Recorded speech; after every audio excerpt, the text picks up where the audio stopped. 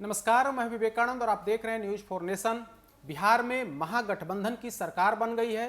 नीतीश कुमार तेजस्वी यादव के सहयोग से 8वीं दफे बिहार के मुख्यमंत्री बने हैं। तेजस्वी यादव ने इस नई सरकार में उन्हें डिप्टी सीएम की कुर्सी मिली है। महागठबंधन की सरकार को 165 विधायकों का समर्थन है। बाकी जो शेष विधायक हैं यानी कि भारतीय जनता पार्टी बिहार विधानसभा में अकेली पार्टी हो गई है। विपक्ष में बीजेपी के पास सिर्फ 76 विधायक रह गए हैं।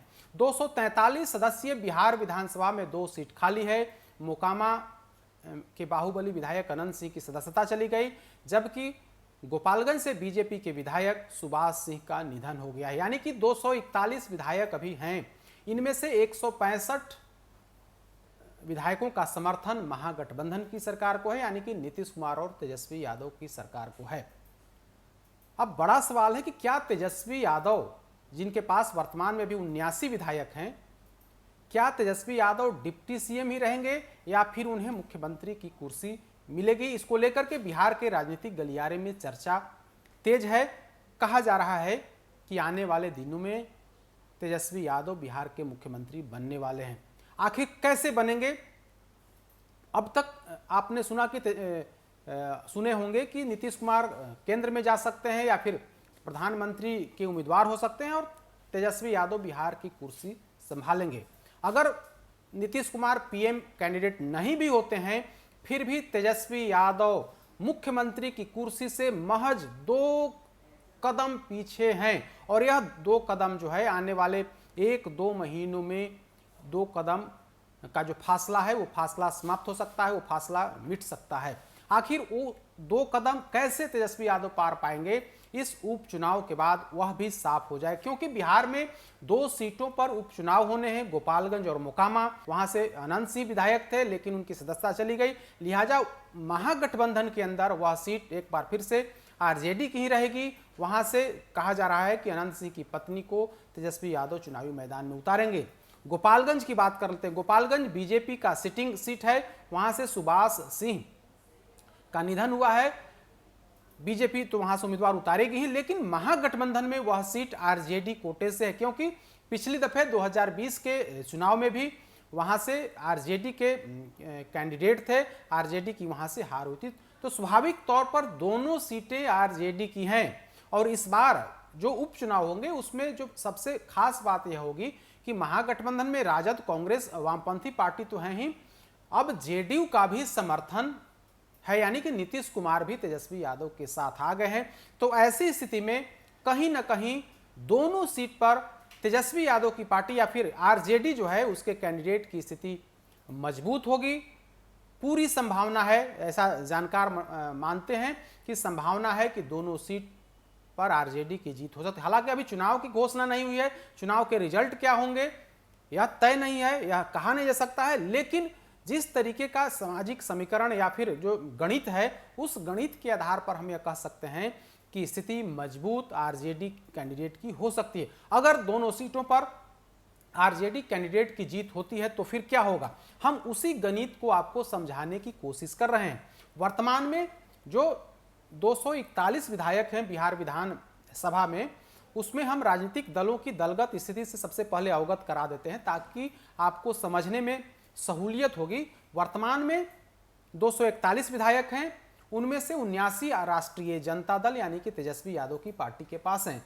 भारतीय जनता पार्टी के पास 76 विधायक हैं, जनता दल यूनाइटेड के पास 45 विधायक हैं, इंडियन नेशनल कांग्रेस के पास 19 विधायक हैं, भाकपा माले के पास 12, एआईएमआईएम के पास 1, हिंदुस्तानी अवाम मोर्चा जो जीतन राम मांझी की पार्टी है 1, सीपीआई 2, सीपीएम 2, निर्दलीय 1 और रिक्त 2, यानी कि 243 में 241 विधायक हैं। उसमें से 165 जो विधायक हैं वो महागठबंधन की तरफ हैं और दूसरी तरफ विपक्ष की तरफ 76। अगर 2 सीटों पर आरजेडी कैंडिडेट की जीत होती है तो आरजेडी की संख्या बढ़ करके 79 हो जाएगी और इसी के साथ महागठबंधन की जो सरकार है उसको 167 विधायकों का समर्थन मिल जाएगा।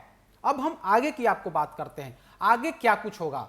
अगर आरजेडी के जो दोनों कैंडिडेट जो उपचुनाव हो गए उसमें अगर आरजेडी के दोनों कैंडिडेट जीतते हैं तो उसका परिणाम यह होगा कि आरजेडी जो है, आरजेडी के पास 86 विधायक हो जाएंगे और इस तरीके से वह बाजी यानी कि तेजस्वी यादव बाजी पलट सकते हैं। तेजस्वी यादव को नीतीश कुमार की पार्टी जेडीयू की कोई जरूरत नहीं होगी।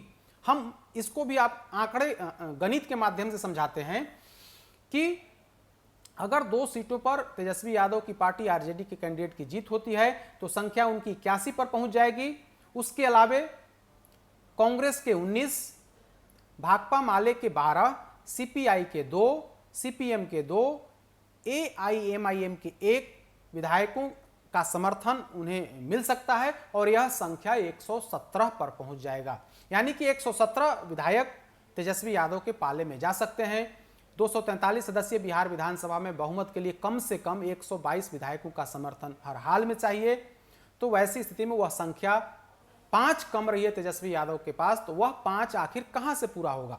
तो इसके लिए भी हम आपको बताते हैं कि हिंदुस्तानी आवाम मोर्चा के पास 4 विधायक हैं, जीतन राम मांझी समेत 4 विधायक हम के हैं और 1 निर्दलीय सुमित सिंह निर्दलीय हैं, हालांकि नीतीश कैबिनेट में मंत्री हैं, लेकिन इन दोनों को मिलाकर के सीटों की विधायकों की संख्या 5 है और यह 5 अगर तेजस्वी यादव को इन लोगों ने समर्थन दे दिया तो तेजस्वी यादव मुख्यमंत्री बन सकते हैं। हालांकि हिंदुस्तानी अवाम मोर्चा अभी जेडीयू के फोल्डर में है, निर्दलीय भी अभी जेडीयू के फोल्डर में है, लेकिन अगर सरकार तेजस्वी यादव की बनती है तो जीतन राम मांझी, तेजस्वी यादव, लालू प्रसाद यादव, लालू परिवार से उनकी नजदीकी है, तो ऐसे में उन्हें समर्थन देने में कहीं कोई आपत्ति नहीं होगी। निर्दलीय जो सुमित सिंह हैं वे भी लालू प्रसाद के बेटे तेजस्वी यादव को समर्थन दे सकते हैं। तो इस तरीके से यह संख्या 122 पर पहुंच जा रही है, जो कम से कम जो 122 विधायक चाहिए बहुमत के लिए,